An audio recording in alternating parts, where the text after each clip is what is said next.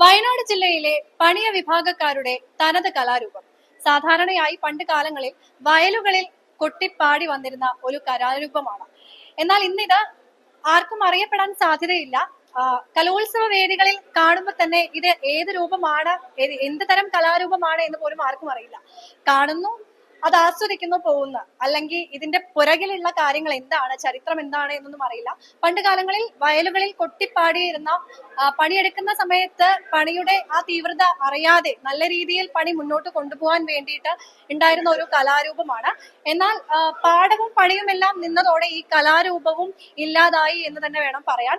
ഇപ്പോൾ ഈ കലാരൂപം കാണണമെന്നാണെങ്കിൽ കലോത്സവ നഗരികളിൽ, അതും എല്ലാ സ്കൂളുകളിൽ നിന്നും എല്ലാം പാർട്ടിസിപ്പേഷൻ ഇല്ല, കുറച്ച് സ്കൂളുകളിൽ നിന്ന് മാത്രം, കുറച്ച് കുട്ടികൾ മാത്രമാണ് ഇന്ന് ഈ കലാരൂപം തിരഞ്ഞെടുത്ത് ഇവിടെ പങ്കെടുക്കുന്നത്.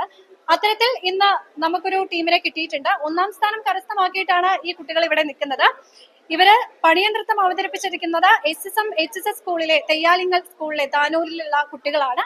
നമുക്ക് അധികം പറഞ്ഞ് ദീർഘിപ്പിക്കാതെ, കുട്ടികളും നല്ല ടയേർഡായിട്ടിരിക്കുകയാണ്, നമുക്ക് അവരുടെ ആ മനോഹരമായ നൃത്തരൂപം എന്താണ് എന്നുള്ളത് ആസ്വദിക്കാം.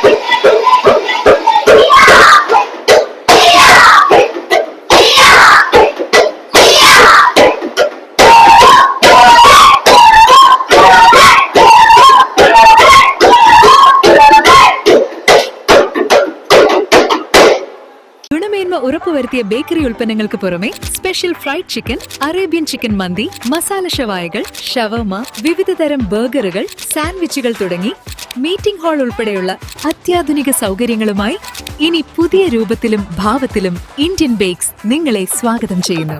Indian bakes, opposite police station, Manjeri road, Wandoor.